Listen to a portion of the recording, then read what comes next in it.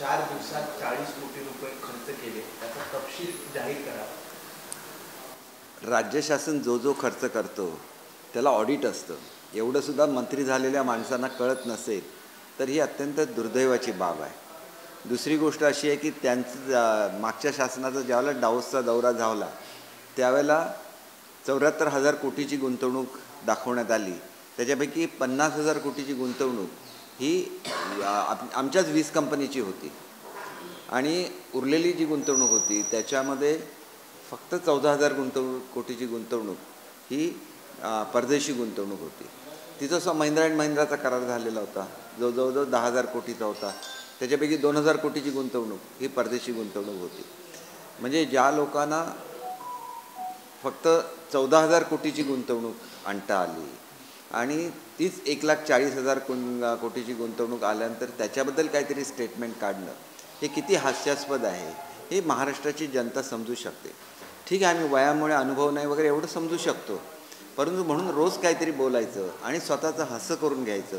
आणि त्याच्यापेक्षा सुद्धा वाईट गोष्ट अशी आहे की जे लोक आमच्यासारखी लोक जी ठाकरे कुटुंबियांचा अतिशय सन्मान करतात, उद्धव साहेबांच्याबद्दल एखादी गोष्ट सांगायची असेल तरी मी कधी सांगण्याचं ते टाळतो, त्याच उद्धव साहेबांना ते एक्सपोज करतात असं मला स्वतःला वाटतं.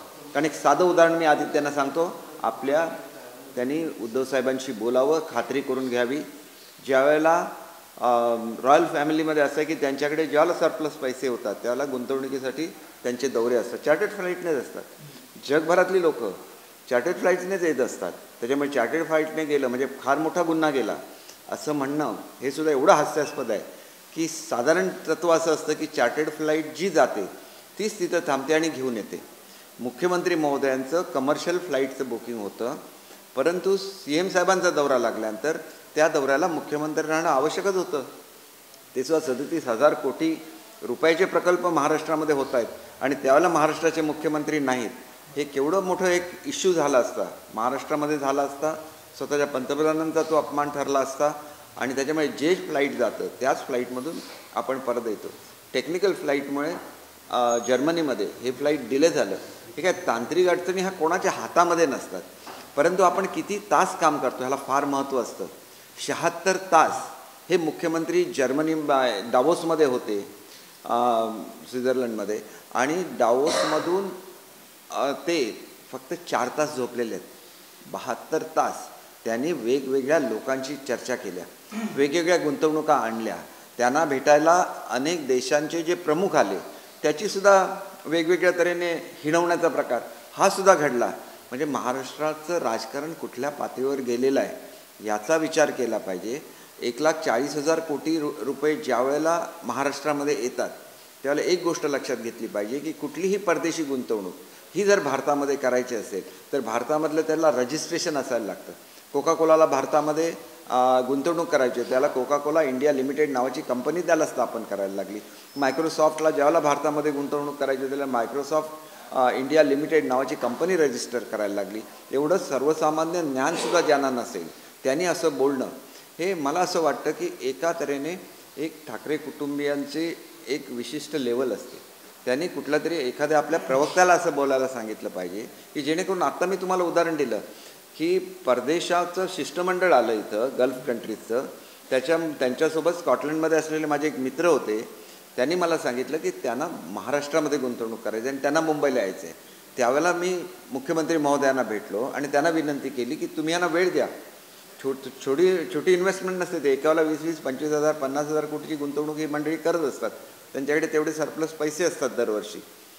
त्यांनी मला सांगितलं की आपल्याला वेळ नाही आहे म्हणून. आणि त्यांच्या सेक्रेटरीने असं सांगितलं की तुम्ही ह्यांना वेळ नसेल तर तुम्ही इंडस्ट्रीज मिनिस्टरना सांगा. तर मी परत कळवलं की इंडस्ट्रीज मिनिस्टरना तुम्ही या, भेटायला या. त्यांनी चक्क नकार दिला. म्हणजे मुंबईत असतानासुद्धा महाराष्ट्रातल्या गुंतवणुकीशी एवढे काळजी करणाऱ्या लोकांना हे बोलण्याचा अधिकार आहे का हे समजलं पाहिजे. आमच्यासारखी लोक तळमळत असतात की काही अगदी छोट्यात छोटी गुंतवणूक. 4 तारीखला माझं जर्मन कॉन्सुलेटबरोबर मीटिंग आहे, त्याच्यामध्ये जशी गुंतवणूक ते माझ्या डिपार्टमेंटमध्ये म्हणजे एज्युकेशनमध्ये करायला ते इच्छुक आहेत, तसंच टुरिझममध्ये करायला इंटरेस्ट आहे. टुरिझम हे का माझं खातं नाही, परंतु आम्ही टुरिझमची माहिती मागून कशा तऱ्हेने गुंतवणूक कोकणामध्ये येईल त्याच्यासाठी जो प्रयत्न करतो आहे. आंतरराष्ट्रीय ज्याला मराठी परिषद घेतली त्यावेळेला आम्ही गुंतवणुकीसाठी वेगळा एक चॅप्टर निर्माण केला. त्या गुंतवणुकी ज्या येणार आहेत त्या अलहिदा आहेत. त्याच्यापैकी अनेक लोक डाऊसला आलेले होते जे मुंबईला आले ते. शेवटी तुम्हाला महाराष्ट्राबद्दल प्रेम पाहिजे, महाराष्ट्राबद्दल अभिमान पाहिजे. ज्याला 2 मजली त्या ठिकाणी आपला पॅव्हेलियन होता जो जगातल्या पहिल्या 5 क्रमांकामधला होता. अनेक लोक त्या ठिकाणी आले, मित्तल आले, श्री रविशंकर आले, सर्वांनी कौतुक केलं की एवढं भव्य महाराष्ट्र शेवटी भव्य आहे आणि महाराष्ट्र भव्य राहायला पाहिजे. मराठी भवनाबद्दल काल मी मीटिंग घेतली, त्याच्या शेजारी माझ्या एज्युकेशन डिपार्टमेंटचा प्लॉट आहे. मी सांगितलं मराठी भवनाची बिल्डिंग ही सर्वोत्कृष्ट बिल्डिंग मुंबईमधली असली पाहिजे. एवढा मराठीबद्दल मला अभिमान आहे. मराठीची सगळी डिपार्टमेंट जी नवी मुंबईमध्ये नेली होती आणायला सांगितली. मराठी माणसा ज्याच्यामुळे शिवसेना उभी आहे त्या मराठी भाषेचं भले तुम्ही इनिशिएट केलं असेल, पण तुम्हाला हे माहिती नव्हतं का की तुम्ही एज्युकेशन डिपार्टमेंटचा एक प्लॉट अर्धा केला आणि तो त्या मराठी भवनासाठी दिला. मग एज्युकेशन डिपार्टमेंटशी तुम्ही का बोलला नाही? ह्याला दूरदृष्टी म्हणतात. तुम्हाला एवढा मोठा प्लॉट दिला 1200 कोटी रुपयाचा. जगभरामध्ये जी ॲक्वेरियम आहेत ही जमिनीच्या खाली आहेत. 1200 कोटीची आमची जमीन आहे शासनाची, त्याच्यावर त्यांनी केलेला प्लॅन बघा. आणि म्हणजे लहान मुलांच्या हातामध्ये, मी असं लहान मूल असं म्हणत नाही, परंतु युवक असतात, त्यांनी मॅच्युरिटी आणली पाहिजे. आपण शेवटी शासनासाठी काम करतो. अनेक मुख्यमंत्री आमचे चार्टर फ्लाईटने पूर्वीसुद्धा गेलेले आहेत. भारतातले अनेक मुख्यमंत्री चार्टर फ्लाईटने हे करतात. आणि पंतप्रधानांचा दौरा असताना तुम्ही जर अशी टीका करत असाल ती गैरलागू आहे. महाराष्ट्राला अभिमान आहे शिंदे साहेबांचा की दिवस रात्र ते काम करत असतात आणि तेच काम त्यांनी डावसला सुद्धा जाऊन केलं.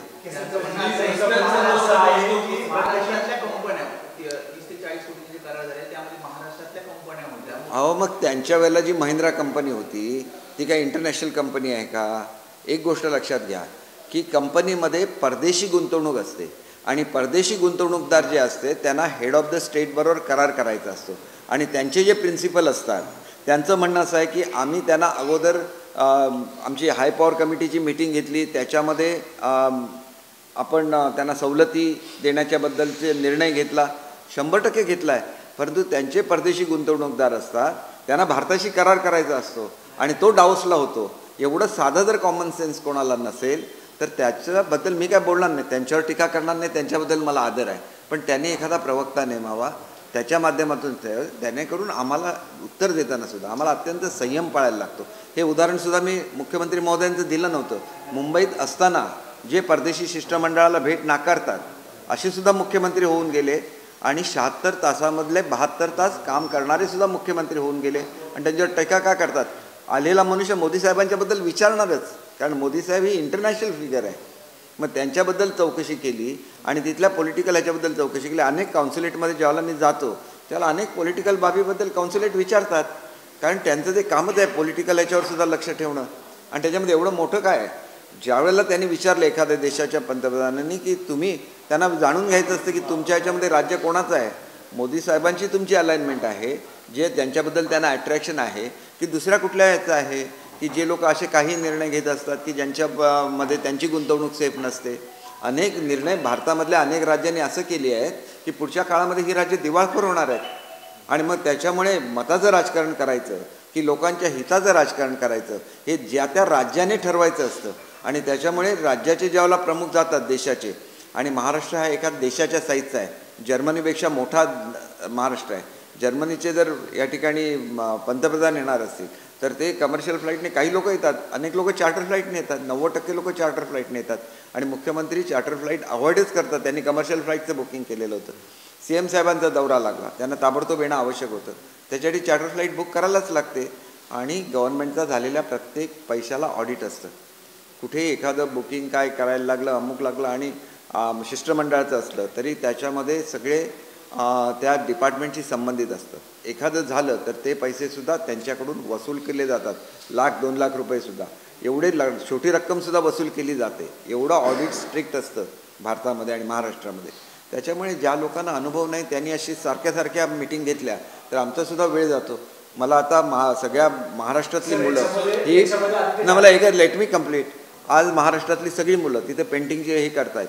हायेस्ट भारतामधल्या मुलांचं रजिस्ट्रेशन महाराष्ट्रामध्ये झालेलं आहे परीक्षा पे चर्चाला. मला त्यांचं कौतुक करायला गेलं पाहिजे. त्याच्याऐवजी हे जे काय खोटे आरोप करतात त्याचे उत्तर देण्याची माझ्यावर पाळी येते आहे. म्हणून मला असं वाटतं की त्यांनी थोडासा संयम राखला पाहिजे. ठीक आहे, सत्ता गेली, एवढं एकदम डोक्यामध्ये घालण्याचं काही कारण नाही. एवढं अस्वस्थ होण्याचं कारण नाही आणि वाटेल ते बोलण्याचं सुद्धा कारण नाही, असं मला स्वतःला वाटतं. महत्त्वाचा विषय तुमची सत्ता आल्यानंतर असं दिसतंय की जे शिंदे गटासोबत जे आमदार आलेले आहेत त्यांच्या वर्तणुकीबद्दल प्रश्न उपस्थित होत आहेत. संतोष बांगरांनी पुन्हा एकदा आता एका प्राचार्याला मारलंय. याच्या आधी पण त्यांचा व्हिडिओ व्हायरल झाला होता, त्याच्यावरती कारवाई करतो असं देवेंद्र फडणवीस म्हणाले होते. एकनाथ शिंदेनी सुद्धा आश्वासन दिलं. आता जवळपास 4 महिने झाले त्यावर कारवाई दिसते, पण आता पुन्हा एकदा हे प्रकरण घडतं. नाही बघा, प्रकरण घडलेलं असेल तर त्याच्यावर होम डिपार्टमेंट कारवाई करणार. आमच्या दृष्टीने आमदार असतील, सर्वसामान्य लोक असतील, सर्व सारखीच असतात आणि त्याच्यामुळे असं म्हणण्याचं कारण नाही. आम्ही बांगर साहेबांनाची चर्चा करू, त्यांनी संयम राखला पाहिजे, शांतता राखली पाहिजे, असं आम्हाला सुद्धा वाटतं की शेवटी एखादे आमदार असले तरी ते आमच्या पक्षाचे आमदार आहेत आणि त्यांच्यावर आमच्या सरकारची सुद्धा इमेज 100% असते, हे मला मान्य आहे आणि त्याच्यामुळे आम्ही त्यांच्याशी चर्चा करू. अनेक वेळा आपण लक्षात घेतलं पाहिजे की बांगर हे ॲग्रेसिव्ह आहेत, परंतु ते कॉजसाठी भांडत असतात. मागच्या वेळेला ज्यावेळेला एकदा आहारामध्ये तो काही आढळलेलं होतं त्यावेळेला त्यांनी अशा तऱ्हेचं वर्तन घडलेलं होतं. कदाचित ह्यावेळेला असं काही कॉज असू शकेल, पण कुठलाही कॉज असेल तरी मारहाण होता कामा नये. याच्याबद्दल आम्ही आवश्यक त्या सूचना देऊ. आवश्यक ती कारवाई करत असताना कुठेही आमदार आहेत म्हणून त्यांच्यावर कारवाई झालेली नाही असं होणार नाही, एवढं मी आपण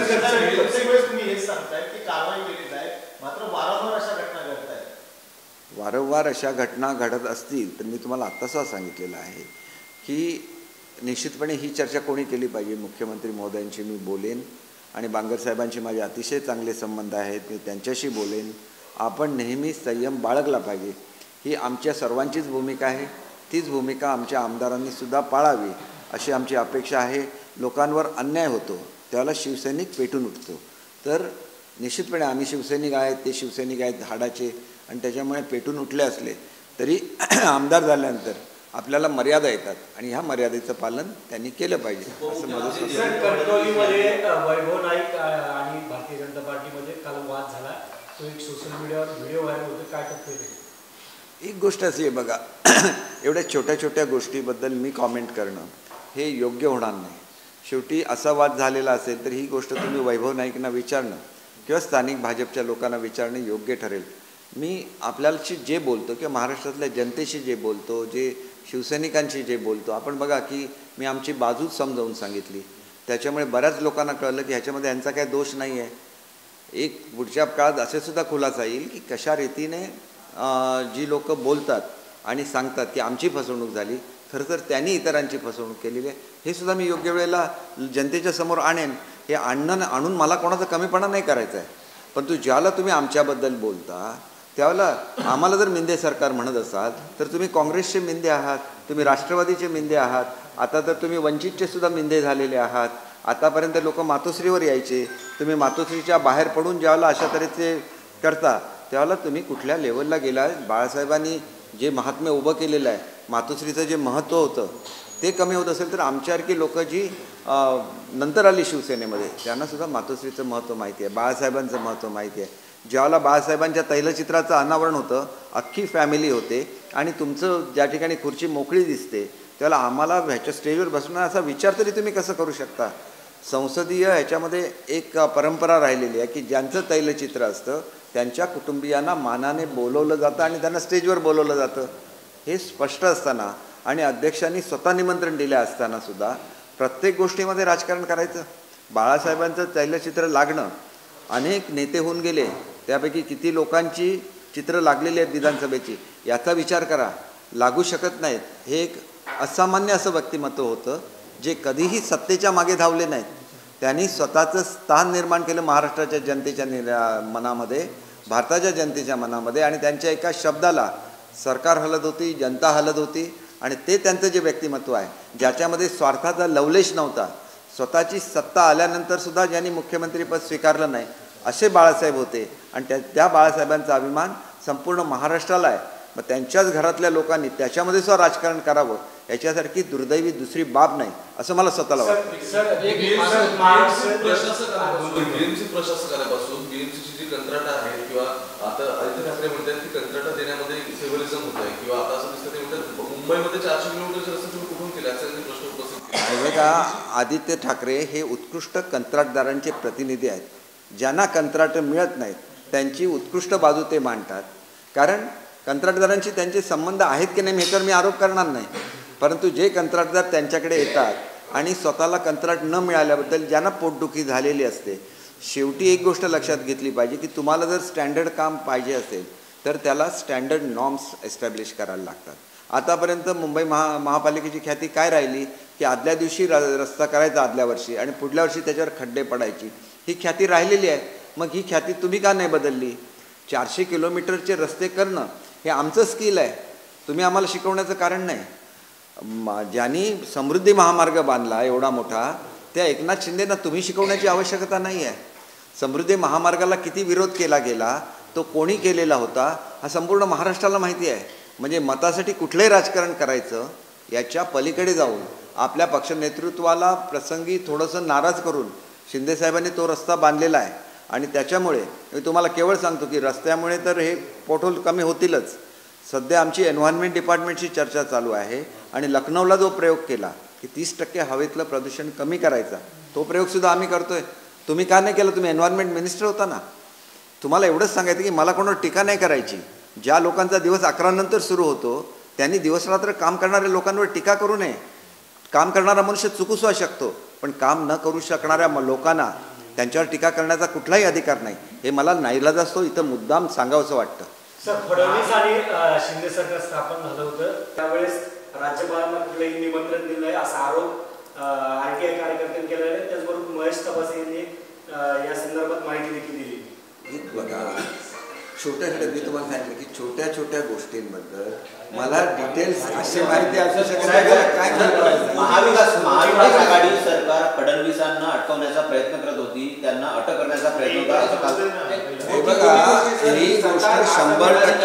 ही गोष्ट 100% अशासाठी सत्य आहे की महाजनांना अडकवण्यासाठी काय कॉन्स्पिरसी महाराष्ट्रामध्ये झाली हे सर्वांनी बघितलेलं होतं. आणि अशा कॉन्स्पिरसीमध्ये फडणवीस साहेबांचं सुद्धा नाव गुंतवायचं असे सुद्धा प्रयत्न चालू होते. आपल्याला विरोध करणाऱ्याला अटक केलंच पाहिजे आणि तो आपला अधिकार आहे. म्हणजे स्वराज्य हा माझा जन्मसिद्ध अधिकार म्हणणाऱ्या महाराष्ट्राची ही लोकमान्य टिळकांची ही भूमी आहे. त्या ठिकाणी माझ्यावर टीका करणाऱ्याला प्रत्येकाला अटक करणं हा जणू माझा अधिकार आहे असं समजणाऱ्यांचं राज्य येणं हेच मुळात किती चुकीचं आहे हे आपण समजून घ्या. सत्तेवर बसल्यानंतर मनुष्य किती बदलू शकतो याला सुद्धा लिमिटेशन असतं. आमच्यासारखी लोक जी त्यांच्यावर प्रेम करतात त्यांना असं वाटतं की असं घडायला नको, ही महाराष्ट्राची संस्कृती नाही. शेवटी टीकासुद्धा ऐकायची तयारी पाहिजे आणि सातत्याने लोकांवर टीका करत असताना ही टीका आपल्यावर उलटणार आहे हे सुद्धा ऐकण्याची तयारी पाहिजेच. आणि म्हणून पुढच्या काळामध्ये आम्ही जे बोलू ते ऐकण्याची सुद्धा तयारी ठेवा ना. आता राजभवनाकडून ती बातमी आलेली आहे, राजभवनाकडून ती बातमी आलेली आहे, RTI कार्यकर्त्यांनी ती माहिती काढलेली आहे की ते म्हणतात की कुठल्याही प्रकारचं निमंत्रण दिलं नाही.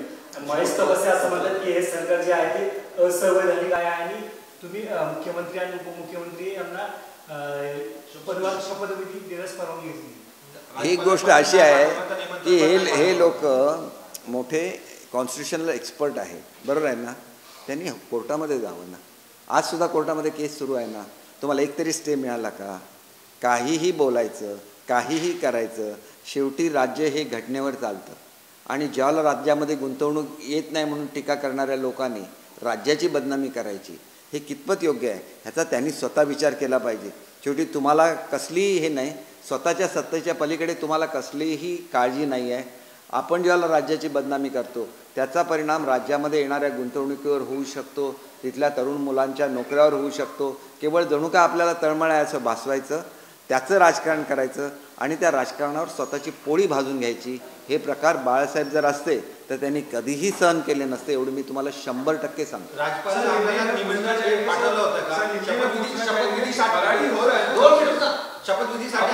हे बघा, याचा खुलासा आपण राज्यपालांना विचारू शकता. मी राज्यपालांचा प्रवक्ता नाही आहे, मी बाळासाहेबांच्या शिवसेनेचा प्रवक्ता आहे आणि त्याच्यामुळे बाळासाहेबांच्या शिवसेनेच्या वतीने मी बोलतो. मी शिंदेसाहेबांच्या वतीने बोलतो. कोणाच्याही मनामध्ये अशा काही शंका असतील तर प्रेसमध्ये जाण्याऐवजी कोर्टाचा मार्ग त्यांना मोकळा आहे, जाऊ शकतात ते कोर्टामध्ये. कशासाठी ही स्टेटमेंट काढतात, कशासाठी लोकांची दिशाभूल करतात? कुठलंही सरकार हे राज्यपालांच्या नावाने चालतं. प्रत्येक जी आमचे जी आर असतं त्याच्या खाली लिहिलं असतं की राज्यपालांच्या आदेशाप्रमाणे. आणि त्याच्यामुळे राज्यपाल आणि राज्य शासन हे एकत्र काम करत असतात. ते राज्यपाल हे हेड आहेत आपल्या स्टेटचे, आणि त्याच्यामुळे मला असं वाटतं की जे कॅबिनेटचे अधिकार आहेत ते कॅबिनेटचे अधिकार आहेत, राज्यपालांचे अधिकार आहेत ते राज्यपालांचे अधिकार आहे, आणि राज्यपाल ज्या वेळेला शपथ देतात त्याच वेळेला आम्ही मंत्री म्हणून किंवा मुख्यमंत्री म्हणून काम करू शकतात. ही वस्तुस्थिती आहे. उगाच काहीतरी बोलत राहायचं आणि मग त्याच्यावरून काहीतरी कॉन्ट्रोवर्सी निर्माण करायची, याच्यापेक्षा तुमचं कॉन्ट्रीब्युशनसुद्धा द्या महाराष्ट्राच्या विकासामध्ये. महाराष्ट्र आज विकासाच्या दृष्टीने घोडदौड करतो आहे. 37,000 कोटीच्या प्रकल्पांची भूमिपूजनं झाली, उद्घाटनं झाली. का तुमच्या काळामध्ये मेट्रो पूर्ण होऊ शकली नाही? का दिवसरात्र कामं त्याची चालली नाही? उत्तर दिलं पाहिजे. कोस्टल रोड झाला, त्याची परमिशन एन्व्हायरमेंटची कोणी आणली? देवेंद्र फडणवीसने आणलेली आहे. मग ते कुठे राजकारण करत नव्हते? तुम्हाला बिनशर्त पाठिंबा मुंबई कॉर्पोरेशनमध्ये दिला, एकही पद न देता 5 वर्ष तुम्हाला पाठिंबा दिला, त्यावेळेला तुम्हाला काय वाटलं नाही? त्यावेळेला तुम्हाला भाजप वाईट वाटलं नाही? आणि म्हणून सांगायचं आहे की जनतेने मतदान युतीला केलेलं आहे, आणि आम्ही युतीचं सरकार आहे. आम्हाला लोकांनी निवडून दिलेलं आहे. आमच्यावर हक्क लोकांचा आहे. आणि तुम्ही जर म्हणत असाल की केवळ तुमच्या नावावर आम्ही निवडून आलेलो, असं होत नाही. पूर्वीसुद्धा आम्ही निवडून आलेलो आहोत. अनेक लोक पूर्वी निवडून आलेली आहेत, दुसऱ्या पक्षातून निवडून आलेली आहेत.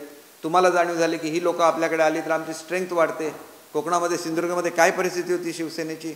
मी ज्यावेळेला राष्ट्रवादीमध्ये होतो त्यावेळेला 50,000 मतं त्यांना सगळ्या इलेक्शनमध्ये मिळायची. मग आम्हाला 1.5 लाख मतं मिळायची. एका वेळेला 1 लाख मतदार एखाद्या नेत्याबरोबर दुसऱ्या पक्षाकडे जातात. ही महाराष्ट्राच्या याच्यामधली पहिली घटना आहे. आणि मग तुम्ही त्या लोकांचा सुद्धा अपमान करणार, म्हणणार की आमच्या याच्यावर तुम्ही निवडून आला. असं चालत नाही राजकारणामध्ये. आम्ही सुद्धा आमच्या तत्वासाठी भांडत असतो, पण तत्वासाठी असलेलं भांडण आम्ही तत्वापुरतं मर्यादित ठेवतो. आम्ही कधी ते व्यक्तिगत पातळीवर आणत नाही. आणि म्हणून त्यांनी लक्षात ठेवावं की व्यक्तिगतरित्या मला अत्यंत आदर हा उद्धव साहेबांच्याबद्दल आहे, आणि तो आदर मी वेळोवेळी हे करून दिलेला आहे. आज मी गोष्ट सांगितली फॉरेन इन्व्हेस्टमेंटची, ही घडलेली सत्य घटना आहे. आणि त्यांनी नकार दिला उद्योगमंत्र्यांना, त्यावेळेला मला बोलायला लागलं उद्धव साहेबांच्याबद्दल. का बोलायला लागलं? मुंबईत असून त्यांनी त्या शिष्टमंडळाला भेटायला नकार दिला. हे घडलेलं आहे. हे महाराष्ट्राच्या जनतेला कळलं नसतं, पण कळायची पार्टी कोणामुळे आली? आदित्यमुळे आली. आणि मला म्हणून वाटतं की आदित्य साहेबांनी बोलताना एक संयम बाळगावा, जेणेकरून आमची बाजू मांडत असताना कुठेही ज्याला उद्धव साहेबांच्याबद्दल बोलायला लागतं त्यावेळेला आम्हाला मनस्वी दुःख होतं. आणि त्याच्यामुळे मी त्यांना अजूनही विनंती करतो की त्यांनी कुठेतरी संयम दाखवावा. सत्ता येते, सत्ता जाते, चालू राहतं. आणि त्याच्यामुळे आपण हातपाय आपटणं हे चुकीचं असतं. आपण शांत राहिलं पाहिजे. आणि तुम्ही जो संयम दाखवता, तुम्ही जे मॅच्युरिटी दाखवता, त्याच्यावर तुम्हाला लीडर बनवायचं की नाही ही महाराष्ट्राची जनता ठरवत असते. तुमच्या कार्यकर्ते तुम्हाला बनवू शकत नाहीत कोणी, महाराष्ट्राची जनता बनवत असते. आणि म्हणून ज्या कोळीवाड्याने तुम्हाला निवडून दिलेलं होतं त्या ठिकाणी उत्कृष्ट प्रॉन्स तयार होतात. तिथला खडकाळ जो भाग आहे त्याच्यामुळे त्यांची साधीशी मागणी होती की तुम्ही स्पॅन वाढवा. भले 50-100 कोटी रुपये गेले असते, पण त्यांचंसुद्धा अनुदान आहे ना तुम्हाला निवडून आणण्यामध्ये, त्यांचेसुद्धा भाग होता. मग त्यांच्या पोटापाण्याचा विचार तुम्ही का नाही केला? त्याच्यासाठी शिंदे साहेबांना का यायला लागलं सत्तेवर? याचा अर्थ तुम्ही लोकांना भेटत नव्हता, तुम्ही जनतेची दुःख समजत नव्हता. आणि म्हणून तुम्ही ज्याला अन्याय सहन करत होता राष्ट्रवादी काँग्रेसकडून आणि काँग्रेसकडून, त्याला तुम्हाला भरील पदं असतील, पण आम्हालासुद्धा आमच्या लोकांची जबाबदारी असते. आणि त्याच्यासाठी उठाव करायलाच लागतो. तो उठाव करत असताना कोणाला आनंद होतो असं बिलकुल नाही, पण मनावर दगड ठेवून हा उठाव करायलाच लागतो. आणि तो उठाव महाराष्ट्राच्या हितासाठी आहे आणि महाराष्ट्राच्या जनतेसाठी आहे, एवढं मी निश्चितपणे सांगतो.